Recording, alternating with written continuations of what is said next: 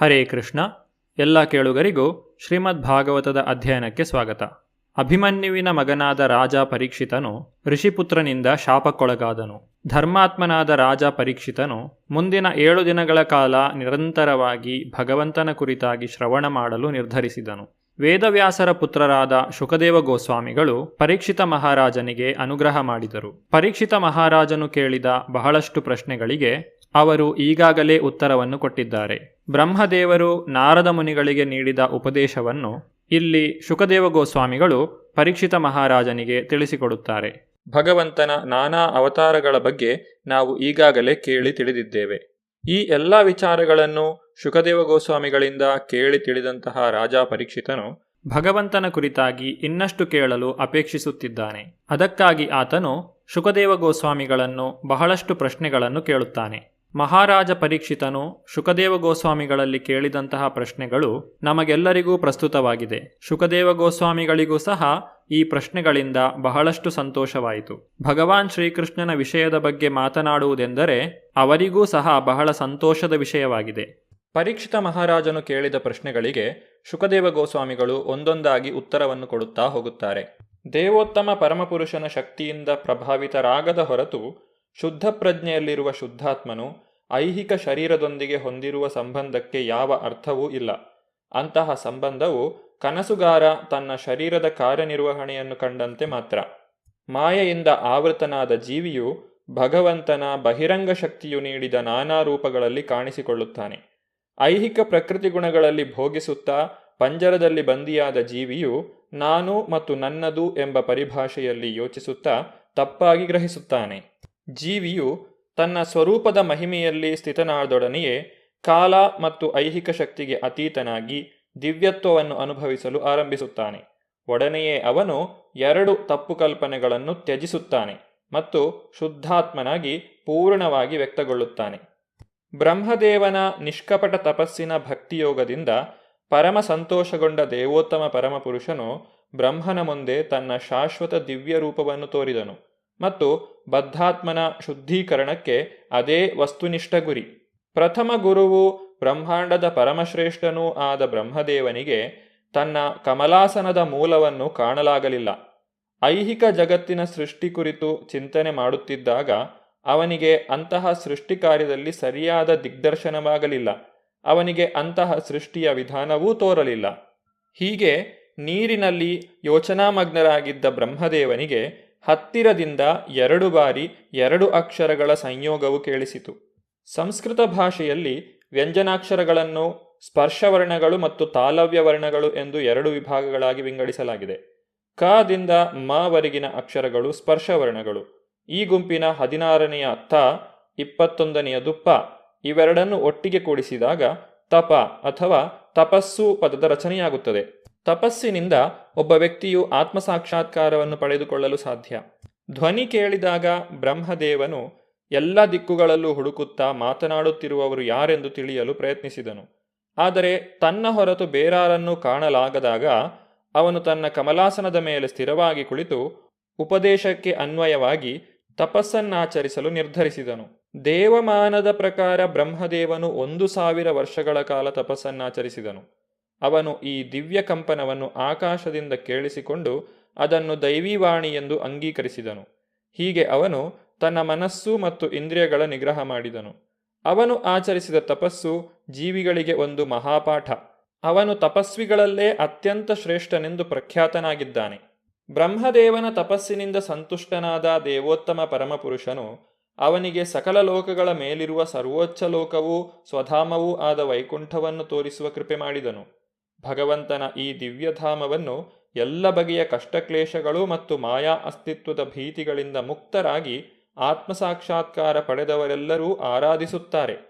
ಭಗವಂತನ ಧಾಮದಲ್ಲಿ ರಜೋಗುಣ ಮತ್ತು ತಮೋಗುಣಗಳು ಇಲ್ಲ, ಅಥವಾ ಸತ್ವಗುಣದ ಪ್ರಭಾವವೂ ಇಲ್ಲ. ಅಲ್ಲಿ ಕಾಲದ ಪ್ರಭಾವದ ಪ್ರಾಬಲ್ಯವಿಲ್ಲ. ಇನ್ನು ಬಹಿರಂಗ ಶಕ್ತಿಯಾದ ಮಾಯೆಯ ಮಾತೆಲ್ಲಿ ಬಂತು? ಅದು ಆ ವಲಯದೊಳಗೆ ಪ್ರವೇಶಿಸಲಾರದು. ಅಲ್ಲಿ ಯಾವುದೇ ತಾರತಮ್ಯ ಇಲ್ಲದೆ ದೇವತೆಗಳು ಮತ್ತು ದಾನವರಿಬ್ಬರು ಭಕ್ತರಾಗಿ ಭಗವಂತನ ಆರಾಧನೆ ಮಾಡುತ್ತಾರೆ. ತ್ರಿಪಾದ್ ವಿಭೂತಿ ಎಂದು ಕರೆಯಲಾದ ಭಗವಂತನ ಸಾಮ್ರಾಜ್ಯವು ಅಥವಾ ವೈಕುಂಠದ ವಾತಾವರಣವು ಐಹಿಕ ಬ್ರಹ್ಮಾಂಡಗಳಿಗಿಂತ 3 ಪಟ್ಟು ದೊಡ್ಡದಾಗಿದೆ. ಅದನ್ನು ಇಲ್ಲಿ ಮತ್ತು ಭಗವದ್ಗೀತೆಯಲ್ಲಿ ಸಂಕ್ಷಿಪ್ತವಾಗಿ ವಿವರಿಸಲಾಗಿದೆ. ವೈಕುಂಠ ಲೋಕದ ನಿವಾಸಿಗಳು ಆಕಾಶ ನೀಲದಂತೆ ಹೊಳೆಯುವ ಬಣ್ಣದವರೆಂದು ವರ್ಣಿಸಲಾಗಿದೆ. ಅವರ ಕಣ್ಣುಗಳು ಕಮಲಪುಷ್ಪವನ್ನು ಹೋಲುತ್ತವೆ. ಅವರ ಉಡುಪು ಹಳದಿ ಬಣ್ಣದ್ದು. ಅವರ ಶರೀರ ಲಕ್ಷಣಗಳು ತುಂಬಾ ಆಕರ್ಷಕ. ಅವರಿನ್ನೂ ಬೆಳೆಯುವ ಯುವಕರ ವಯೋಮಾನದವರು. ಎಲ್ಲರೂ ಚತುರ್ಭುಜರು. ಅವರೆಲ್ಲ ಮುತ್ತಿನ ಹಾರಗಳಿಂದ ಮತ್ತು ಅಲಂಕಾರದ ಪದಕಗಳಿಂದ ಭೂಷಿತರಾಗಿದ್ದು ಕಾಂತಿಮಯವಾಗಿ ಕಾಣುತ್ತಾರೆ. ಅವರಲ್ಲಿ ಕೆಲವರ ಮೈಬಣ್ಣ ಹವಳ ಮತ್ತು ವಜ್ರಗಳ ಪ್ರಕಾಶದಂತಿದೆ. ಅವರು ಶಿರದಲ್ಲಿ ಕಮಲಪುಷ್ಪ ಲಾವಣ್ಯದಂತಹ ಹಾರಗಳನ್ನು ಮುಡಿದಿರುತ್ತಾರೆ. ಕೆಲವರು ಕರ್ಣಕುಂಡಲಗಳನ್ನು ಧರಿಸಿರುತ್ತಾರೆ. ವೈಕುಂಠ ಲೋಕಗಳು ಕೂಡ ನಾನಾ ರೀತಿಯ ಹೊಳೆಯುವ ಉಜ್ವಲ ವಿಮಾನಗಳಿಂದ ಸುತ್ತುವರಿಯಲ್ಪಟ್ಟಿವೆ.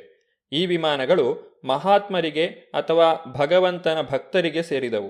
ಬ್ರಹ್ಮದೇವನು ವೈಕುಂಠ ಲೋಕಗಳಲ್ಲಿ ಸಕಲ ಭಕ್ತ ಸಮುದಾಯದ ಒಡೆಯನಾದ ಲಕ್ಷ್ಮೀಪತಿಯಾದ, ಸಕಲ ಯಜ್ಞಗಳ ಪತಿಯಾದ ಜಗತ್ಪತಿಯಾದ ಹಾಗೂ ನಂದ, ಸುನಂದ, ಪ್ರಬಲ ಮತ್ತು ಅರ್ಹಣರಂತಹ ಅಗ್ರ ಸೇವಕರಿಂದ ಸೇವಿತನಾದ ತನ್ನ ಸಮಕ್ಷ ಸಹಚರರಿಂದ ಒಡಗೂಡಿದ ದೇವೋತ್ತಮ ಪರಮಪುರುಷನನ್ನು ಕಂಡನು.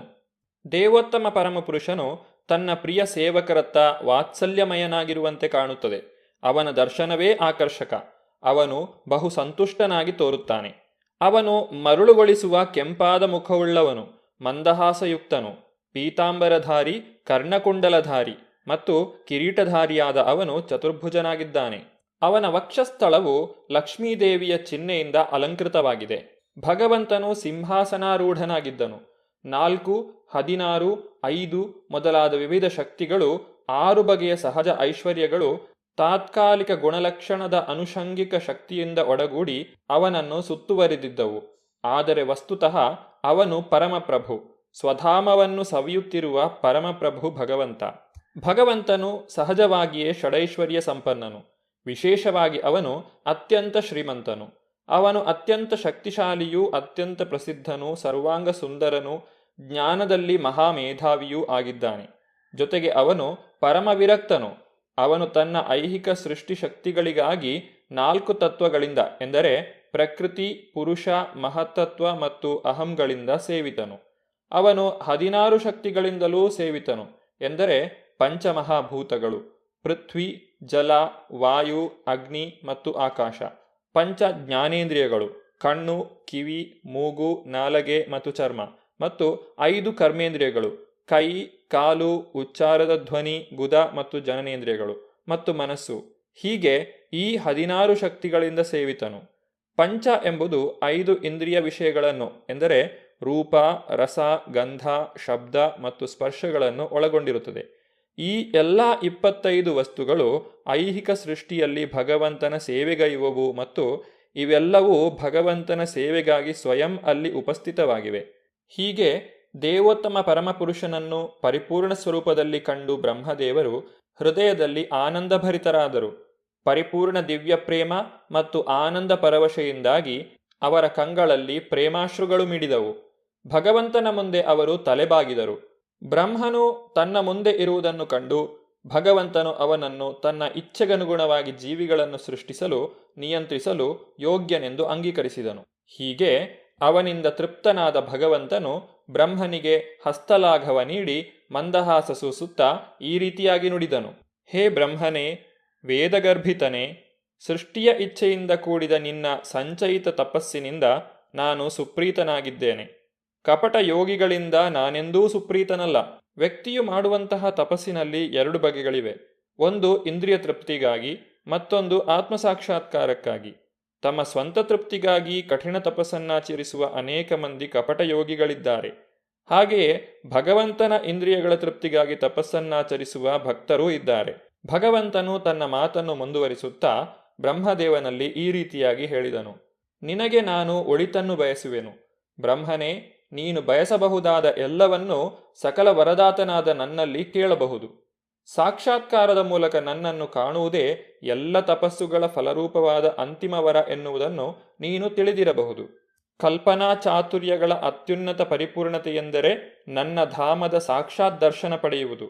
ನನ್ನ ಆದೇಶಾನುಸಾರ ನೀನು ಕೈಗೊಂಡ ಕಠಿಣ ತಪಸ್ಸಿನ ವಿನೀತ ಭಾವದಿಂದಾಗಿ ನಿನಗೆ ಇದು ಸಾಧ್ಯವಾಗಿದೆ.